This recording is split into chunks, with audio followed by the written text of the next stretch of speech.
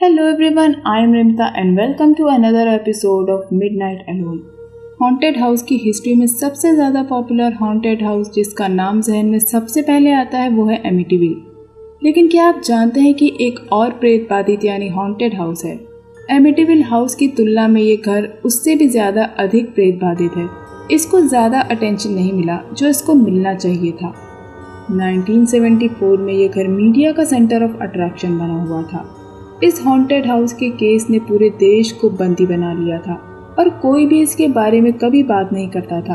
Famous paranormal investigator add और Lauren Warren का मानना है कि ये घर 966 लिंडे स्ट्रीट 100 साल के पैरानॉर्मल हिस्ट्री में सबसे ज़्यादा डरावना और सबसे ज़्यादा डार्क और प्रेत बाधित है।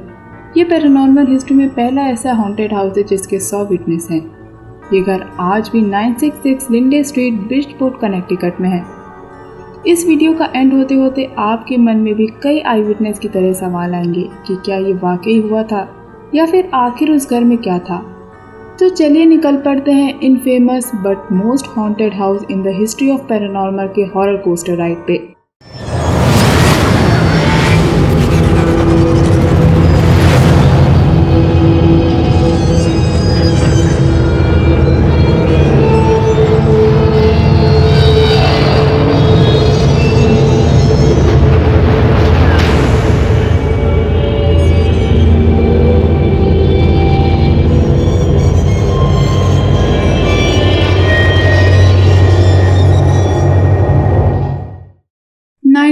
में एक फैक्ट्री का वर्कर जिसका नाम था जेरार्ड गोडिन, उसने शहर में एक 4 कमरों वाला बंगलो खरीदा था। उस समय वो और उसकी वाइफ लॉरा नए पेरेंट बने थे। उनके बेटे जेरड जूनियर को सेरेब्रल पॉल्सी की बीमारी थी। 1967 में उनके बेटे जेरड जूनियर की मौत हो गई जो उस वक्त सिर्फ 6 साल का था। 1 साल से भी कम समय के अंदर उन्होंने 4 साल की कैनेडियन लड़की को अडॉप्ट किया था जिसका नाम था मार्सिया। उनके बेटे की मौत के 5 साल बाद गेरार्ड ने पुलिस को अजीब सी आ रही आवाज़ों को इन्वेस्टिगेट करने के लिए बुलाया। गेरार्ड डरने से ज़्यादा परेशान था रात में खटखटाने की आ रही आवाज़ों से। उसे शक था कि ये शरारत पड़ोस में रह रहे बच्चों ने की है।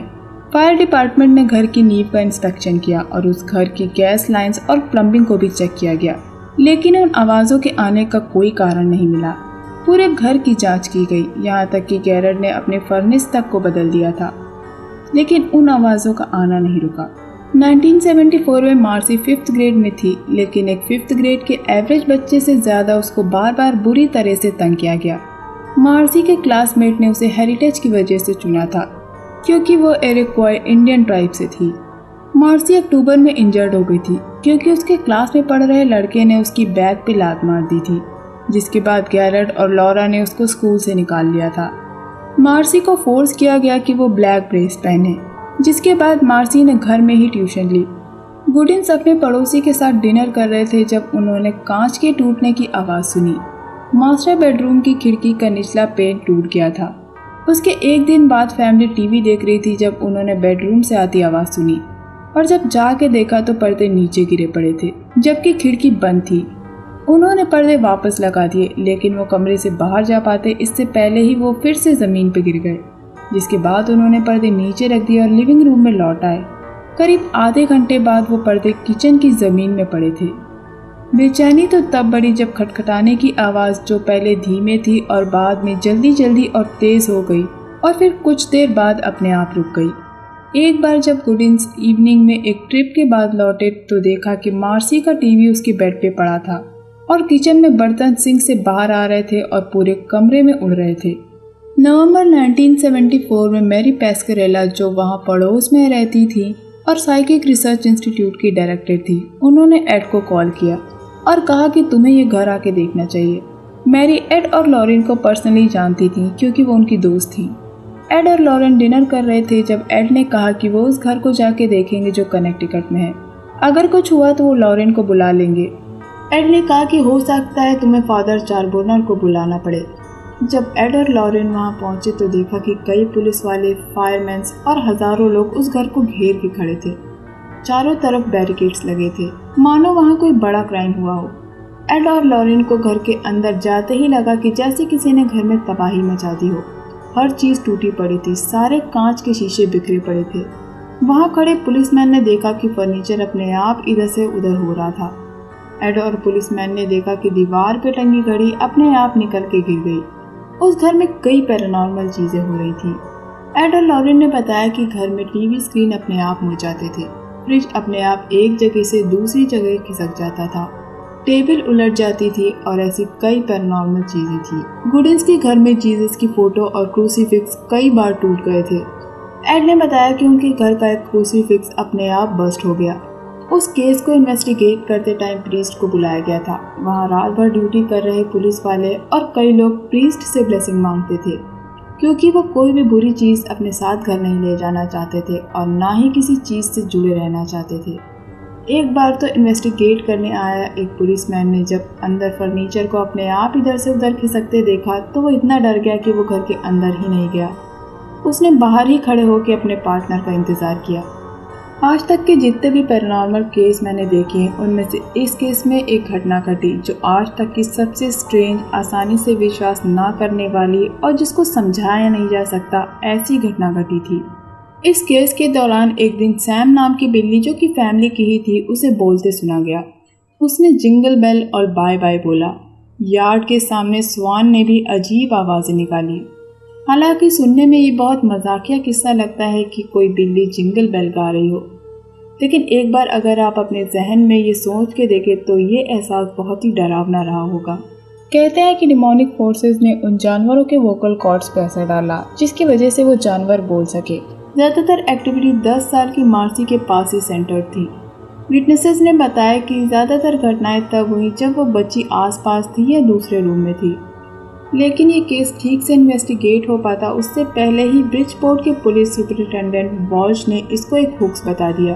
कहा गया कि उस लड़की ने ही ये सब किया है, तो कुछ ने माना कि उस लड़की की वजह से ही ये सब हो रहा है। लॉरेन का मानना था कि उस लड़की के अंदर बहुत सारा गुस्सा और फ्रस्ट्रेशन थी, क्योंकि उसका पास्ट एक्सपीरियंस ही कुछ ऐसा था। उसे बुरी तरह मारा गया, बुली किया गया और उसका कनेक्शन एक तरह से इस दुनिया से टूट गया था, क्योंकि गुडिन्स का बेटा कम उम्र में ही मर गया था। इसलिए लॉरा मार्सी को प्रोटेक्टेड रखना चाहती थी। वो उसको बाहरी दुनिया से कनेक्टेड नहीं रखती थी, जिसकी वजह से उसके अंदर गुस्सा और फ्रस्ट्रेशन भर गया था। उसके अंदर की एंग्जाइटी की फीलिंग ने ही उस घर में डार्क फोर्सेस को ट्रिगर कर दिया। एड का कहना था कि बच्चों में ऐसी एनर्जीज होती हैं जब वो बड़े हो रहे होते हैं। उस लड़की की एनर्जी को एज अ फ्यूल यूज़ किया गया, लेकिन उस लड़की का इन सब चीज़ों से कोई लेना देना नहीं। सबसे ज़्यादा पैरानॉर्मल चीज़ें भी तब हुई जब वो घर से बहुत दूर थी। 1974 ब्रिजपोर्ट में हज़ारों लोग एक साथ आए, एक बिल्कुल चौंकाने वाली पैरानॉर्मल घटना का गवाह बनने। 1974 द ब्रिजपोर्ट टेलीग्राम ने, जिसको अब कनेक्टिकट पोस्ट कहा जाता है, उसने एक आर्टिकल पब्लिश किया था जिसमें कहा गया कि पुलिस और फायर अथॉरिटीज़ लिंडे स्ट्रीट के घर के अंदर गए तो उन्होंने अनएक्सप्लेनेबल घटनाएं होते हुए देखी जिसको समझाया नहीं जा सकता, जैसे फर्नीचर का अपने आप अचानक से मूव होना, कोल्ड स्पॉट और ऐसी ही कई घटनाएं। इस कहानी के छपते ही इसने सारे देश का ध्यान अपनी तरफ खींच लिया। दूसरे केस की तरह फैमिली मेंबर्स या किसी एक इंसान ने यह सब देखा या महसूस नहीं किया था, बल्कि शहर के ऑफिशियल्स जो कि क्राइम सीन या फायर सीन को इन्वेस्टिगेट करते थे, उन्होंने खुद अपनी आंखों से ये सब होते देखा था, जिन्होंने बताया कि उस घर में फर्नीचर की खटखट आवाज़ें आना और एक छोटी बच्ची को दीवार के अगेंस्ट फेंका जा रहा था। जैसे ही इस केस के बारे में लोगों को पता लगा, ये खबर जंगल की आग की तरह फैल गई। लोग देश भर से उस छोटे से 1 स्टोरी 4 रूम हाउस तक आए ताकि वहां घट रहे सुपरनैचुरल फिनोमेना की एक झलक देख लें। एक आर्टिकल के दौरान मार्सी ने कुछ साल बाद अपना नाम बदल लिया ताकि लोग उसे पहचान ना सकें। गेरार्ड और लॉरा की डेथ हो गई है। आपको नेट पे ऐसे कई आर्टिकल्स मिलेंगे जो इस घटना को हुक्स बताएंगे, जहाँ पे बताया गया है कि इन सब के पीछे उस लड़की का ही हाथ था और उस लड़की ने खुद कबूला कि इन सब की रिस्पॉन्सिबल वो खुद थी। लेकिन जैसा कि एड ने कहा कि एक छोटी बच्ची इतना भारी फ्रिज अपने आप नहीं खिसका सकती, ना ही 4th ग्रेड में पढ़ रही बच्ची इतना भारी टीवी उठा के फेंक सकती है, वो भी तब जब वो उस घर में थी ही नहीं। कहते हैं ना, जितने लोग उतनी बातें। इसी तरह इस केस में भी कई रिजल्ट निकाले गए हैं। अगर आप एड और लॉरेन की माने तो ये केस कोई झूठा केस नहीं है, बल्कि एक रियल पॉल्टरगाइस्ट केस है और इस केस के आई विटनेसेस ने खुद ये सब देखा और महसूस किया है। तो अगर कुछ आर्टिकल या एक्सपर्ट की माने तो ये सब सिर्फ एक ढोंग था। तो अब ये मैं आप पे छोड़ती हूँ कि ये केस आपके लिए रियल है या सिर्फ एक हुक, क्योंकि पुलिस सुपरिटेंडेंट बॉच ने इसको एक हुक बता दिया था, जिसकी वजह से ये केस वहीं बंद हो गया था। इस केस को उतनी अटेंशन नहीं मिली जो ये डिज़र्व करता था। आज बहुत कम लोग इस केस को जानते हैं। तो दोस्तों, ये था मेरा वीडियो एडर लॉरेन के इन फेमस केस पे, जो 100 साल की पैरानॉर्मल हिस्ट्री में सबसे ज़्यादा भयानक और हॉन्टेड हाउस है। मैं ऐसी ही रियल और सच्ची घटनाएं आपके साथ शेयर करती रहूँगी, आपके लिए वीडियो लाती रहूँगी। लेकिन अगर आप ऐसी और पैरानॉर्मल स्टोरीज़ और इवेंट्स को देखना चाहते हैं तो प्लीज़ इस वीडियो को लाइक, शेयर और सब्सक्राइब ज़रूर करें। तो दोस्तों, चलिए मिलते हैं मिडनाइट अलोन के एक और एपिसोड में। तब तक के लिए अपना बहुत ख्याल रखिए। Stay safe, lots of love.